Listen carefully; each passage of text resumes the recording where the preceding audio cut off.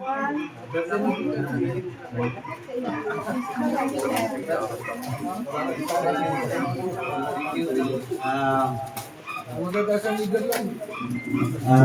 si Serena na mag-introduce sa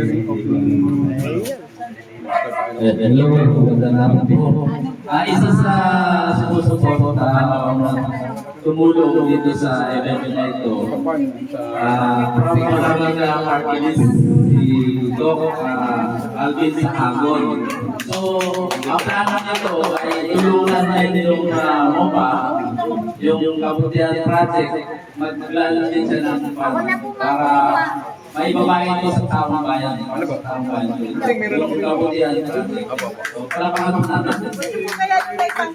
Meron pa ako dito. Thank you. German, thank you. Una, pinapati ko yung mga ay talaga mga officers ng Kabutihan Project. Kailangan ko ito kasi nagawa ko yung pinakita sa akin tama-tama. Kasi yung organization nila is Maharlika yung pangalan. Kasi yung aking parties na tinatatuloy is Maharlika. So, po yung President Chairman ng Maharlika Parties o Maharlika Filipino Party. And nagpa-participate tayo sa dating na election sa May 12, 2025 para sa party selection naman. Sa sektor naman ng mga IPs, mga indigenous people. Eh, tama-tama po ito na proyekto. Lalo na sa agrikultura, which is very normal sa atin sa bansa natin. And maganda yung Kabutihan Project kasi hindi nalalaman ng malaking lupa. So kahit na sino pwede tulong dahil na to at ang comfort of their home. So tama-tama yung proyekto na to para sa food security na nasa natin sa mga kababayan natin. At the same time, pwede na rin sa atin siya.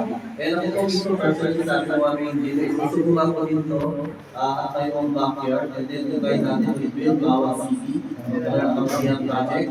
And syempre, dahil sa mga namayan natin, provide natin yung ganitong klase ng proyekto. So, lalo na sa kakakulat nakaka-senso ng bawat individual natin. Para makakagin natin ang status natin na pagiging mahalaga po. So, yun yung muna natin ng ating parties. So, one day, makita natin yung willingness ng yung first world country. Para ma-achieve yung first world status, ang kailangan natin maparamang yung mga middle class. Ang middle class kasi sinanin mo siya sa pagiging mahalaga. So, ang goal natin, yung mga may hirap na kababayan, mga Maharlika, ilangan ng mas na kabuhayan, at one day magiging isang bilang na mahalaga. Maraming salamat. Yes!